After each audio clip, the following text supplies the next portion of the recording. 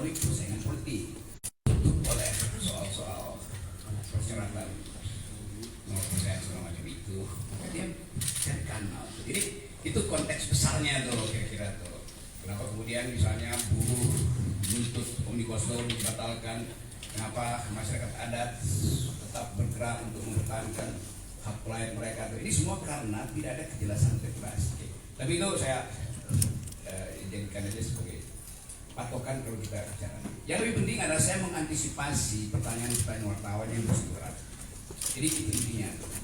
Saya mulai dengan satu kesan pribadi saya.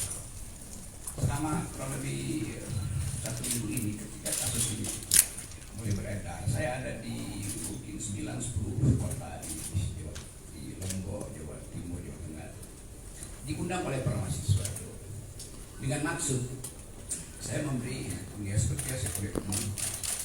Tetapi dari seluruh undangan seminggu ini seluruhnya dipersekusi. Saya nggak boleh masuk kampus, saya nggak boleh ketemu akademisi itu.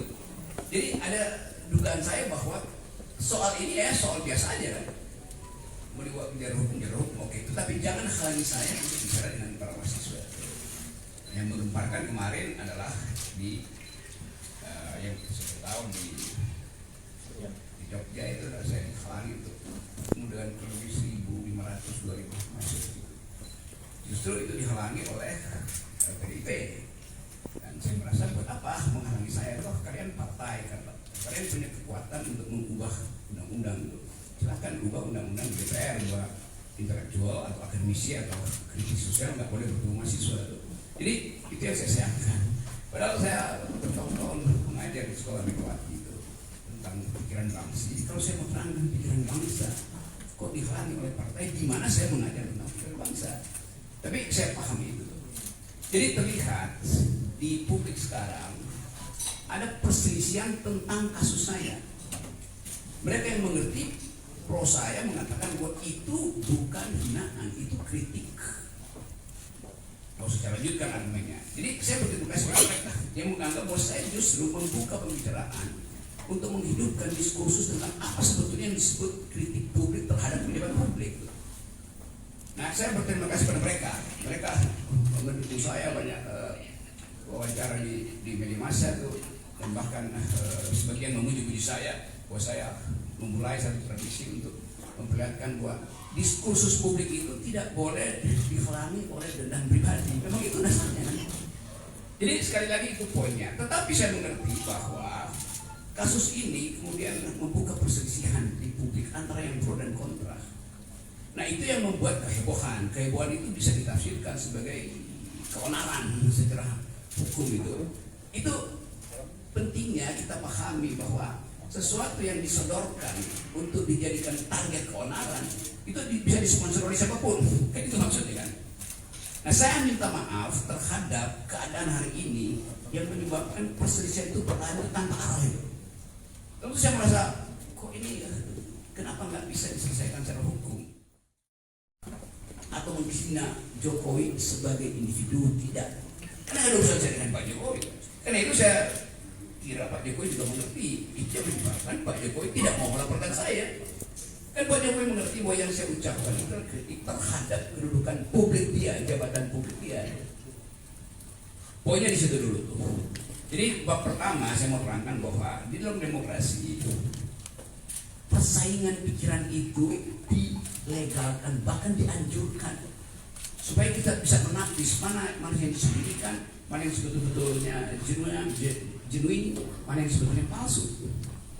Nah, kita di sini belum sampai di sini. Jadi saya paham bahwa kemarahan sebagian pihak itu karena belum bisa membedakan mana kritik publik dan mana dendam pribadi. Saya tidak punya dendam apa-apa dengan Pak Jokowi. Dan saya sudah berkali-kali katakan bahwa anaknya Pak Jokowi bertemu dengan saya, dia minta kritik, saya kritik. Pak Jokowi memantau, saya diundang bahkan undangan VIP, tapi saya bisa datang. Ini nggak ada soal di situ. Sekarang pertanyaannya, kok kenapa jadi soal? Artinya ada yang ingin dia bermain di air keruh.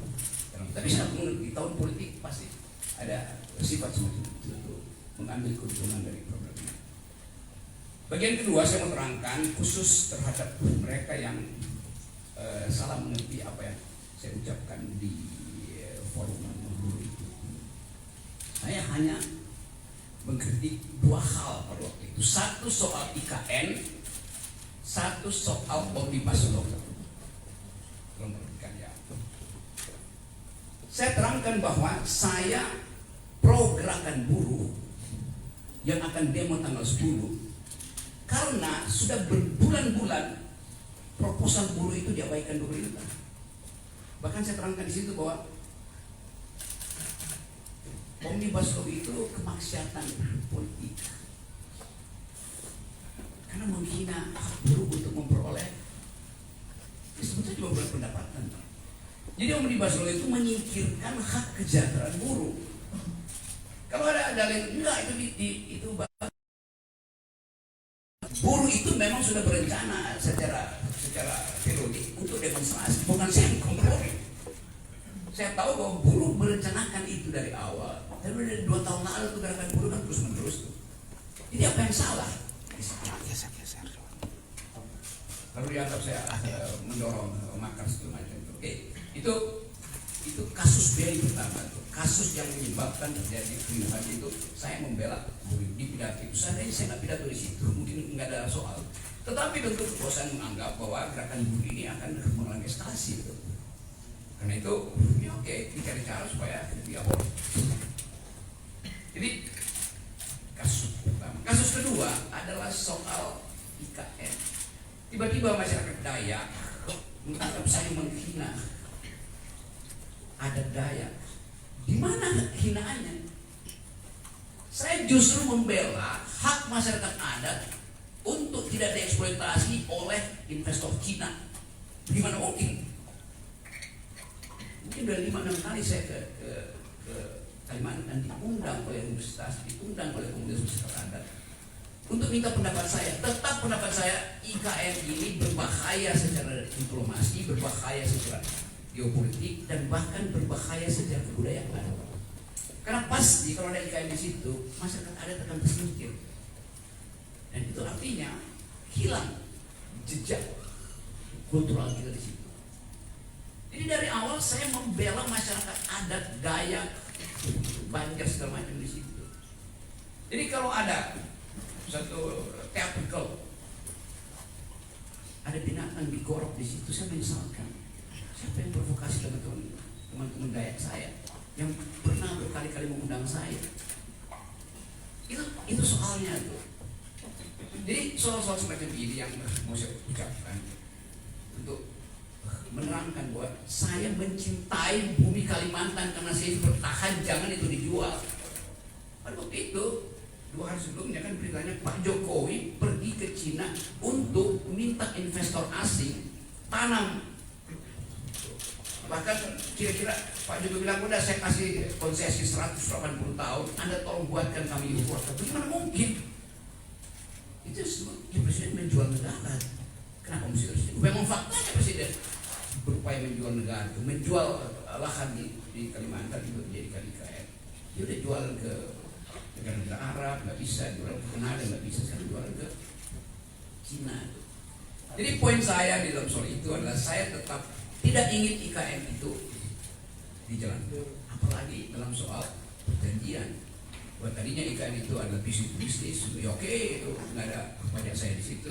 Lama-lama menggerogoti APBN. Pada saat yang sama, APBN itu bisa dipakai untuk membackup anak-anak Kalimantan. Harusnya pendidikan yang mereka lebih tinggi, stunting tidak terjadi di situ. Kan saya lakukan pembelaan pada masyarakat adat di situ. Oke, demikian juga di tempat lain, di mungkin NTT, NTB itu di Papua ada orang yang tiba merasa bahwa tersinggung. Iya, saya minta maaf karena saya menyebabkan kalian berselisih. Nanti diterangkan apakah perselisihan itu saya yang picu. Bukankah ada forum untuk disediakan perselisihan? Kenapa mesti pakai kekerasan misalnya? Tapi saya menangkap itu bahwa kemarahan itu memang harus diucapkan pertama kali. Dan itu yang membuat saya tetap akan mengatakan bahwa saya akan terus mengambil risiko untuk menjadi pendidik demokrasi dengan segala macam. Saya tahu di kepala saudara ingin tanya soal Pak Muldoko. Saya jawab aja. Ini pertanyaannya sudah bikin sendiri. Kekagetan saya kemudian, atau bukan, kecurigaan saya bahwa ada pengkondisian publik akhirnya secara metodologis saya hubungkan dengan pernyataan Pak Muldoko. Dia marah juga. Saya akan pasang badan. Tentu. Jadi saya bertanya, Pak Muldoko ini relawan. Tentunya juga. Karena bahasanya sama, kami pasang badan. Karena Pak Muldoko itu pejabat publik yang mestinya dengan dingin mengatakan bahwa oke, ada problem, mari kita selesaikan secara argumen atau secara hukum. Pasang badan artinya itu bukan bahasa dasar dari seorang pejabat publik. Preman itu pasang badan. Padahal ini pikiran saya yang saya kritik dengan cara yang sangat tajam, dengan bahasa yang saya pilih tajam, tapi tidak diarahkan pada pribadi Presiden Jokowi, tapi pada lembaga publik, yaitu kabinet bahkan yang di dalamnya ada Pak Muldoko. Jadi kita gagal untuk membawa bangsa ini pada percakapan intelektual. Itu dasarnya. Rocky Gerung kan intelektual karena pakai bahasa begituan. Iya, di kampus saya pakai bahasa akademis, tetapi dalam kritik kebijakan saya mesti pakai bahasa yang bisa dimengerti oleh orang yang berkali-kali diterangkan nggak paham-paham juga. Berkali-kali buruh minta di-review itu nggak ada. Berkali-kali masyarakat akademis mengatakan IKN itu salah secara konstruksi hukumnya karena mestinya minta izin dulu pada masyarakat adat. Pernah nggak Jokowi minta izin pada masyarakat adat? Tidak. Apa itu bentuk minta izinnya? AMDAL. AMDAL itu adalah hak masyarakat adat untuk mengiyakan atau tidak mengiyakan proposal politik. Pak Jokowi sudah putuskan duluan, baru diminta pembenaran secara masyarakat adat, secara AMDAL. Kan itu cara berpikir yang kacau. Jadi saya nggak ada dendam pada Muldoko, pada Pak Jokowi. Saya menganggap bahwa kebijakan mereka harus dievaluasi. Kenapa saya ambil posisi itu? Karena partai-partai politik tidak ada yang bersuara tentang itu. LSM bersuara, publik internasional bersuara. Jadi itu dasarnya tuh, teman-teman. Sekarang saya bisa juga bahwa kasus ini akan berlanjut menjadi kasus hukum. Oke, saya terima kasus itu.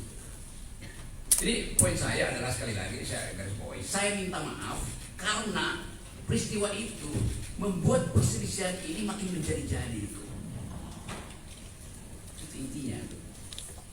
Dan tentu ini berbahaya di dalam tahun-tahun.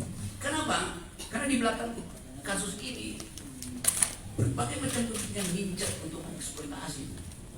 Tapi saya tidak akan berhenti menjadi pengkritik. Itu dasarnya tuh. Jadi sekali lagi, mari saya anggap aja bahwa oke, selesaikan aja kasus ini. Karena rumah saya di Sentul itu diintai, WA grup saya dimaki-maki. Ya kalau itu biasalah, saya melihat kadang-kadang itu akun abal-abal. Udah lihat gua mau borok dulu sendiri. Gimana coba prinsip itu? Karena saya sendiri yang saya nggak punya partai politik. Dulu antek asing segala macam, asing dari mana? Jadi segala hal kemudian disodorkan di situ, dan peristiwa ini tensi politiknya atau political tone-nya itu makin lama makin terlihat. Jadi dasarnya itu dari keinginan saya untuk bersahabat dengan teman-teman di Papua, teman-teman di Dayak, di NTT, di Tangerang segala macam yang lagi marah. Oke, saya terima kemarahan itu, saya minta maaf karena saya membuat kalian itu marah. Tetapi sebagai orang yang bertahun-tahun berupaya untuk menghidupkan demokrasi, saya mesti terangkan latar belakangnya. Jadi mohon dimengerti. Bagi mereka yang sudah mengerti, bagi mereka yang mungkin satu waktu akan paham, oh itu ya beda antara pejabat publik dan pribadi. Wartawan juga begitu. Tidak ada yang secara persis membuat perbedaan distintif antara pejabat publik dan individu yang menjabat jabatan itu. Beberapa waktu lalu di Jogja ada pertanyaan, kenapa Pak Rocky menghina keluarga Pak Jokowi? Bagaimana mungkin wartawan ada cara berpikir begitu? Artinya dia nggak tahu kasusnya dan dia nggak tahu konsepnya tuh. Itu juga nambah kegaduhan. Jadi teman-teman itu tanya dan silakan akan tanya hal yang fundamental. Saya akan jawab dengan cara saksama dan dalam tempo sesingkat-singkat. Berasumsi keyakinan itu mesti dibarengi dengan langkah hukum saya, kan sama itu. Jadi di dalam pertanyaanku Anda sudah jawab sendiri itu. Coba kasih pertanyaan yang lebih rumit lah. Jangan yang Oke, silakan. Tapi jangan kemudian gara-gara itu nggak berani nanya. Ayo silakan. Silakan. Santi jangan langsung nyemberut, ya. Wah, iya. Itu. Oke, silakan. Siapa Saya sudah tahu headline-nya. Rocky Gerung menyiapkan acara. Oke, silakan. Anda. Goes without saying. Oke, pakai mic. Biar masuk.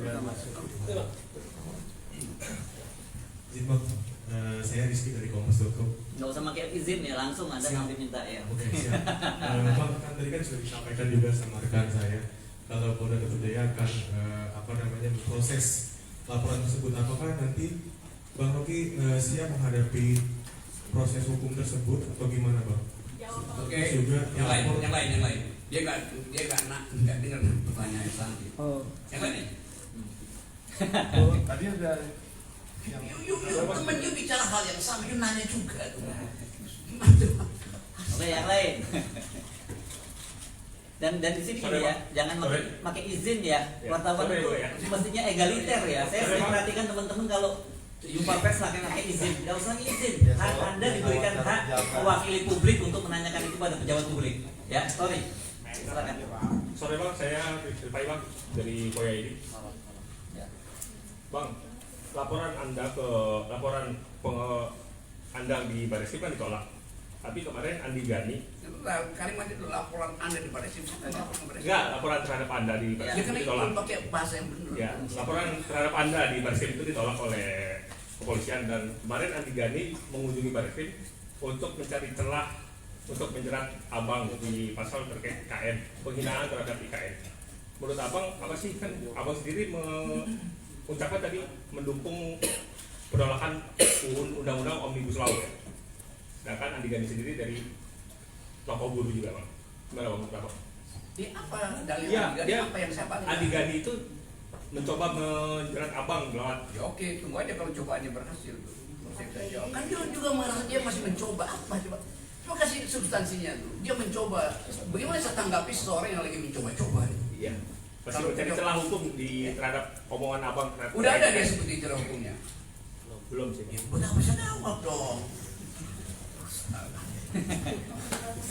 Ayo, silakan yang lain. Ini saya buka kesempatan, nggak usah pakai izin, langsung aja tanya. TV1, silakan.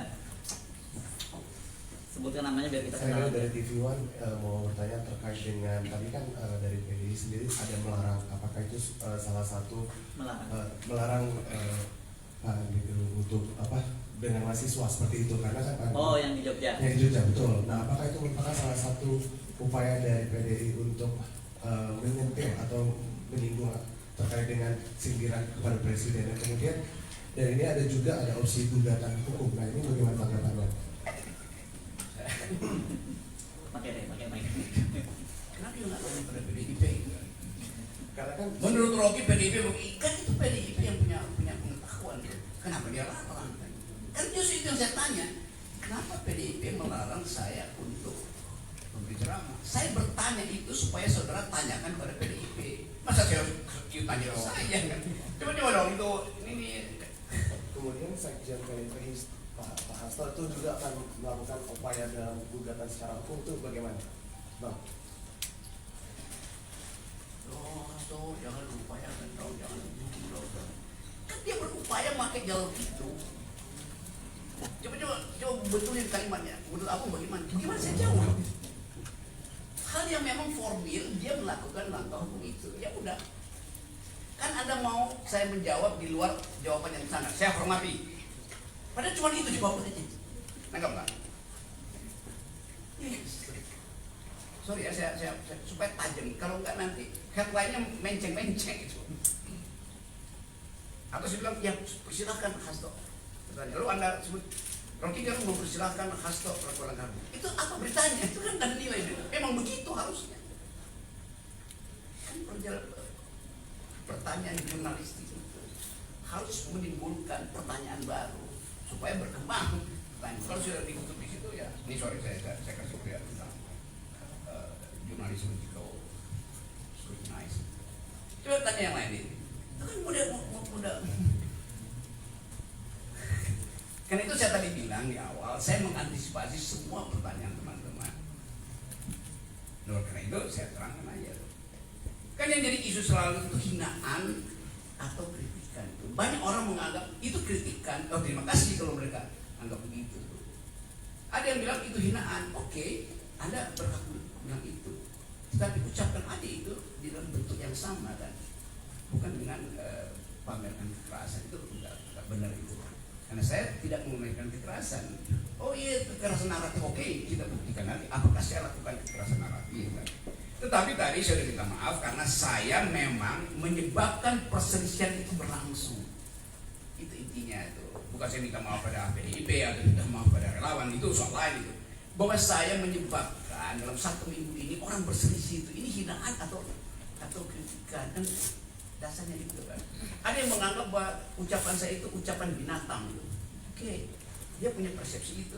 Ada yang bilang ucapan saya itu seperti dapat Swiss coklat, dapat coklat dari Swiss. Ya udah biasa aja. Nah, supaya itu ditertibkan, biarkan proses hukum ini. Pak Hasto datang ke melakukan langkah hukum, oke. Kalau ada langkah hukum buat apa demo kan begitu. Tetapi ya silakan juga kalau dia merasa dia pakai kekerasan. Dan tadi saya ucapkan apa poin Pak Muldoko, kalau Pak Muldoko ucapkan itu pasang badan, itu pengertian provokatif kah? Atau memang itu sekedar ulah humoris dari Pak Muldoko? Saya pakai kata ulah humoris ya. Jadi ada bahasa itu kok ulah dari humoris. Ya kan ulah itu kan. Tapi dengan bentuk humor mungkin ya saya pasang badan. Karena kata pasang badan pun itu kata yang udah biasa di kalangan gue pasang badan buat gue. Jadi soal-soal semacam itu, dan bagian ini nanti bicara di dalam persidangan untuk pertarungan akademis. Kalau ini masuk ke ranah. Jadi saya ucapkan sekali itu. Oke. Selamat sore, Ya. Bang Robi. Saya Ahmad Riyad dari Tempo.co. Yes. Saya ingin bertanya, kalau misal tadi dari penjelasan Bung Rocky, artinya dari kasus ini memunculkan pro kontra di masyarakat. Ya. Ada yang mendukung, ada yang tidak. Nah, mungkin saya ingin tanyakan adalah dari Bung Rocky sendiri, antara perbedaannya antara kritik terhadap pejabat publik dengan penghinaan terhadap pejabat publik itu menurut Bung Rocky seperti apa? Ini yang namanya kritik, ini yang namanya penghinaan. Ini lagi, tempo lagi. Kritik itu artinya saya terangkan kontradiksi di dalam kebijakan itu. Menghina artinya pada orang. Bagaimana bisa menghina pejabat publik? Kan tadi saya terangkan, martabat itu melekat pada manusia ansih, namanya human dignity. Tidak punya martabat. Pejabat publik nggak boleh kita berikan martabat individu itu pada pejabat publik. Kenapa? Pejabat publik itu diangkat berdasarkan kesepakatan sosial. Itu sama dengan hal yang berlangsung hari ini. Pak Jokowi adalah bapak kita itu, karena itu dia nggak boleh dihujat, dikritik, apalagi dihina. Itu menyamakan kedudukan publik, tubuh publik presiden dengan tubuh privatnya. Itu ada sistem kerajaan. Kan itu yang saya maksud, orang mesti bisa bedakan loh. Soal bapakmu dan bapakku, bapak kita, dia bikin kesalahan, tetap kita maafkan. Seumur hidup dia tidak bisa diganti sebagai bapak. Presiden itu dipilih hanya 5 tahun. Itu dasarnya. Jadi sekali lagi, martabat itu melekat pada manusia, bukan pada jabatan. Itu fundamental di dalam organisasi pikiran yang sehat tentang demokrasi. Bisa nggak, Mak? Atau saya terangkan dulu dari hal yang lebih filosofis. Dulu raja itu disebut the king can do no wrong. Gak mungkin salah raja itu. Tubuh publiknya menyatu dengan tubuh privatnya. Karena itu ada nama si raja itu. Tapi sekarang kan kita pilih republik, kita bukan sistem kerajaan. Sehingga tubuh publikanya beda dengan tubuh privatnya. Jadi itu. Jadi saya dapat kesan bahwa memang kita belum utuh mengerti soal-soal itu karena kita masih panjang berdemokrasi. Satu waktu mungkin bisa diterima. Itu juga terjadi pada cara wartawan memberitakan. Usia dari awal dia scrutinize saja kan. Oh ini ada tubuh publik, ini ada tubuh privat. Hinaan hanya boleh tiba di tubuh privat, bukan di tubuh publik. Di tubuh publik apapun yang ucapkan namanya kritik. Bisa bedain nggak tuh? Sekasar-kasarnya Anda itu bukan pada orang, itu pada jabatan itu, pada bukan publiknya. Ukurannya cuma satu, Anda boleh maki segala macam pejabat publik, kecuali ujung hidungnya Anda sentuh, maka Anda sentuh tubuh privatnya. Otonomi tubuhnya terganggu tuh. Hanya itu. Anda sentuh dengan ucapan dengan jarak 0,1 mm kan ada soal. Tetapi itu masih jauh dari pengertian kita tuh, hanya masih berlaku. Mungkin yang 50 tahun lagi baru kita paham bahwa oke, dia pejabat publik dan pejabat publik juga mengerti bahwa dia jadi pejabat publik, maka dia mesti siap sedia untuk dikritik bahkan dicaci maki. Kenapa? Karena kita gaji dia, itu soalnya kan. Sama seperti selebritis marah-marah kalau dikritik. Loh, Anda dapat keuntungan dan kedudukan Anda sebagai public figure. Oleh karena itu, di balik keagungan Anda juga akan dicaci. Itu konsekuensi jadi selebritis. Melapor kemana nggak bisa selebritis melapor. Udah itu dalilnya. Kalau nggak mau tampil ke publik, ya udah jangan jadi selebritis kan. Kan itu dasarnya. Jadi teman-teman sekalian, ya, sekalian kita belajar sama-sama itu supaya saya inginkan ada keheningan lagi dan kita bikin refleksi apakah kasus ini bisa jadi pelajaran bahwa kita memang belum cukup mampu mencerna nilai-nilai demokrasi. Dan dulu salah satu filsuf yang pemikir demokrasi, Jean-Jacques Rousseau, satu waktu dia ditanya sama wartawan, apa penyebab Roma itu yang demokratis hancur? Kata Jean-Jacques Rousseau, kebebasan itu atau demokrasi itu seperti buah.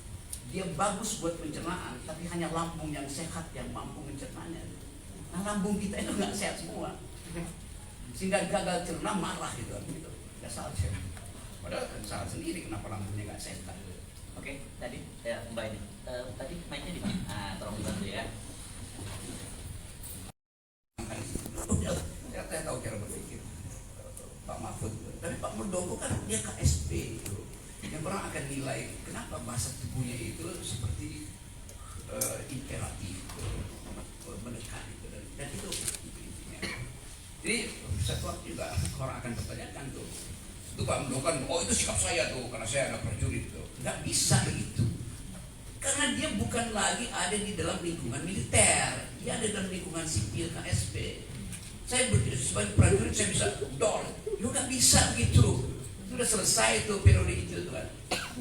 Jadi kita tegur juga, teman-teman juga harus berani tegur Pak Muldoko. Saya mau menegur secara publik dan saya kira Pak Muldoko harus jawab itu. Karena orang takut, berarti nggak boleh pejabat militer masuk ke wilayah publik karena mentalnya akan sama. Justru kita ingin ada yang disebut civilian value. Jadi bukan the supremacy of the civilian, tapi the supremacy of civilian value. Yang supreme itu bukan orang-orang sipil, tapi nilai sipilnya yang harus supreme. Bahasa tubuh mantan militer harus tiba di situ. Lihat Pak Prabowo, bahasa tubuhnya itu bahasa sipil betul, bercanda segala macam. Akhirnya juga mulai mampu untuk mengucapkan itu. Pak Gatot Nurmantio mau jadi pejabat tuh, berhenti itu bahasanya udah betul-betul tubuhnya bahkan tubuh sipil tuh, karena sering bergaul dengan saya. Dia orang sipil. Tadi mau tambah lagi ya? Silakan. Enggak, jangan pakai izin. Bang Luki kan tadi bilang kalau misalkan Pak Muldoko bilang pasang badan sama aja kayak relawan gitu. Berarti apa maksudnya Bang Luki itu kalau misalkan Pak Muldoko itu tidak seperti KSP tapi malah jadi kayak salah relawan dengan dia seperti itu. Benar kan ya? Benar. Relawan itu berhak pasang badan karena rasa cintanya pada Presiden Jokowi kan.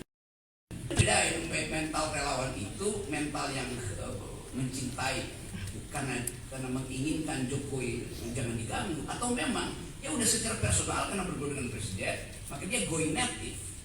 Kalau going native salah pulang dari firman going native artinya larut di dalam kesukaan secara personal. Nah itu saya hargai. Walaupun orang menganggap ya kan dia udah relawan, kenapa lo masih? Ya kita tahu relawan pasti pasang badan karena kecintaan personalnya. Kan Pak Muldoko kan pejabat publik, masa sama pasang badan juga. Jadi istilah itu juga istilah yang ya kalau saya bilang tidak tepat, memang tidak tepat. Tapi menganggap Pak Muldoko bias terhadap Jokowi jadinya. Saya tahu ini akan di sebagai berita gitu kan. Oke. Masih ada tanya saya, please gini ya, sekalian saya sharing. Kenapa sejak tadi saya ngomong jangan pakai izin deh, gitu ya. Saya sering mengamati nih teman-teman. Saya ini wartawan ya, teman-teman mungkin kebetulan lebih lama aja dari Anda sebagai wartawan, dan saya tahu wartawan itu harusnya egaliter ya, karena Anda itu hadir mewakili kepentingan publik. Jadi saya perhatiin kalau dalam jumpa pers banyak izin Pak. Loh, ini Anda udah jadi apa ya? Itu subordinat dari narasumber. Gak boleh wartawan dari subordinat dari narasumber. Mohon maaf ini share saja ya. Saya bukan menggurui teman-teman karena saya cuma menang tua saja. Mungkin teman-teman lebih hebat dari saya gitu. Tapi saya terganggu dengan sikap-sikap teman-teman yang setiap kali mengajukan pertanyaan mengajukan izin. Anda diberi oleh undang-undang Anda diberi kewenangan untuk mewakili kepentingan publik, bertanya kepada pejabat publik, dan posisi Anda itu egaliter. Gitu, ya.